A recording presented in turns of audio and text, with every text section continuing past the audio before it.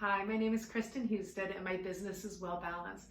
I have a story about a mother who lost her son about 3 or 4 years ago. And she's always wondered, like, did he leave? Did he have a drug overdose because he was not happy? And she was always questioning that. And I have been given a gift where I told God, when it's meant for someone's healing, I will hear from the other side for sure. I want to do anything that helps someone heal. So I'm working with her and I said, I know that you blame yourself and I know that you're in sorrow, wondering if you could have done anything else differently for your son. I go, I've been given a gift where I can hear from the other side, and I only want to do that for the highest good in order for my clients to heal. Would you like to hear if your son has anything to say? And she said, yes, I would. So I just quietly set my intentions to hear, and I asked God to come in and allow me to hear from her son. And as I'm working on her, I'm a fascial stretch therapist and a Reiki practitioner. And as I'm working on her, relieving her tissue, a lot of times our emotions get stuck in her tissue. I'm just stretching her, and all of a sudden, he's here. And he, of course, has the most beautiful message of, Mom, no, it was not your fault, Mom. I was a lost teenager, and I got caught up in, when you and Dad got divorced, I was angry, and I just got caught up in drugs, and then I started living with Dad, and he was not probably the best influence at the time on me, and the story unfolded. Mom, do not blame yourself. I love you so much, and I am so happy. So I'm telling her this message, and to me, those are beautiful messages from the other side. But I think sometimes they can be the message that we would expect to hear, right? Well, of course he's sorry, and of course it wasn't your fault, and things like that. So I asked him, now that you've delivered that beautiful message of love and releasing your mom from any kind of guilt that she has, give me something that specifies that this is literally coming from you and nothing that I would know. I just want to hear a message to deliver to your mom in order for her to move forward in her healing. And I get the message. And I get them in visions sometimes, or sometimes I get them audibly. But this one was a vision. All of a sudden I see this little house with a white picket fence and toys out front. And it felt like it was in a tropical area, by the ocean-ish, or in a cooler area like that.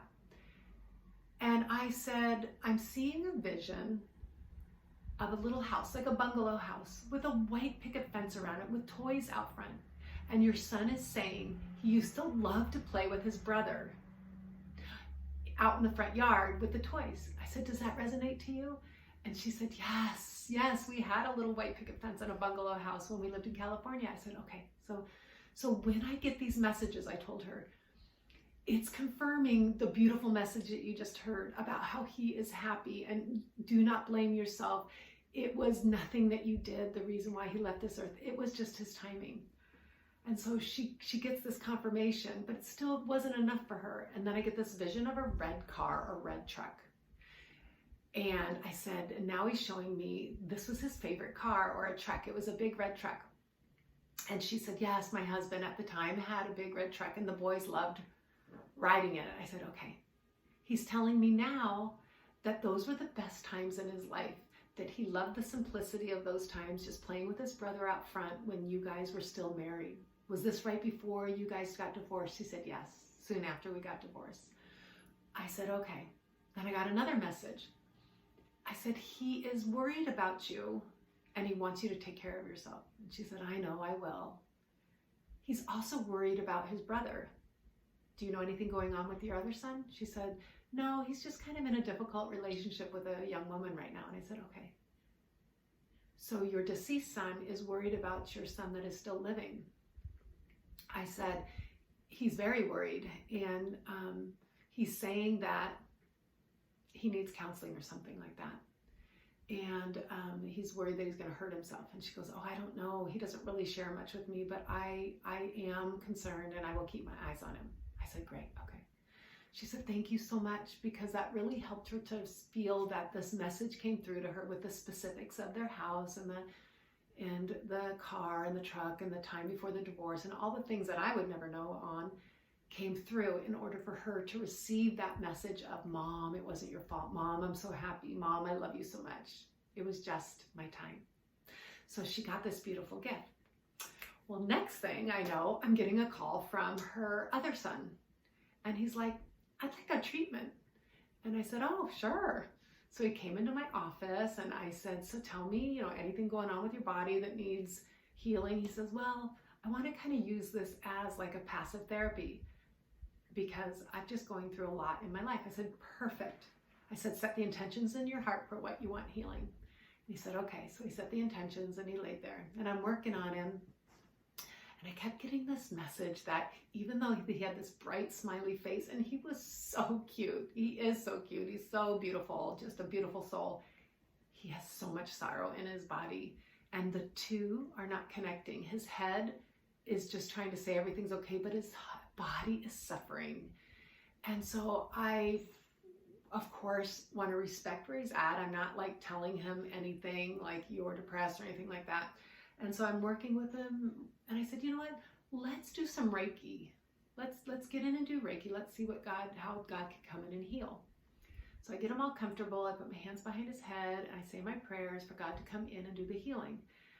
And next I get all these visions of how he is so depressed and how he is trying to hurt himself and how he really does need some counseling, but he's not ready to do that. So I'm getting all this information.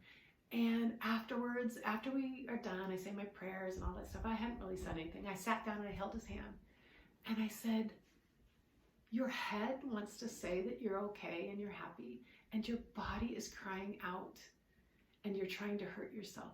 I said, do you cut yourself? And he said, yes. And he showed me his legs and they were all full of cut marks. He says, I cut myself because I was so sad when my girlfriend and I got in a fight and she wasn't seeing my point of view. And I got so sad that she wasn't seeing my point of view, so I cut myself. And then I was crying and then she saw my point of view. And I said, oh, so you didn't have the words to tell her. And so you wanted to say, this is how I feel, please believe me.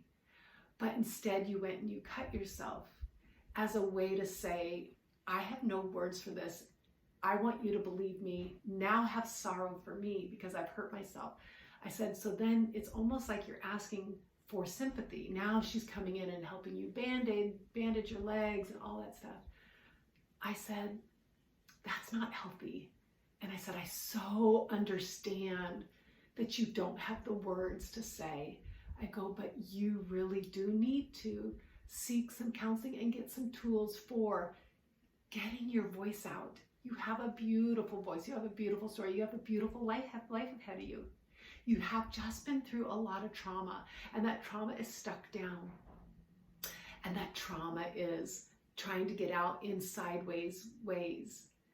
I said, so I'd be more than happy to work with you. He's 22, 23 years old, and I know he doesn't have the money to come to me every week. So I always have one person that I volunteer my time for every week that needs help, that can't afford it. So I was working with him every week, teaching him and just coaching him and allowing God to come in and heal. And it was so fun to see him rise up, rise up, rise up. But he got busy and I got busy and our paths parted. But the reason why I tell this story is that our other people from the other side, our loved ones, are watching over us all the time. And they want us to be happy and they want us to be healthy. And they can orchestrate and give you like nudges. And this young man who passed away about 3 or 4 years ago gave his mom a beautiful gift of, hey, I'm okay and I love you and it wasn't your fault. And he gave his brother the nudge to reach out and get help for his healing as well. And so when we follow the nudges and we follow intuitively what we know we're supposed to do, we're being guided.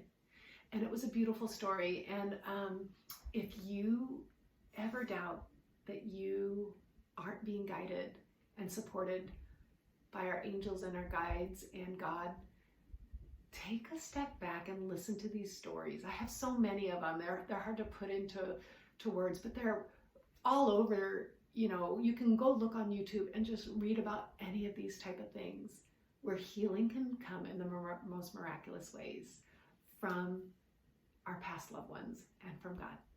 Thank you and have a great day.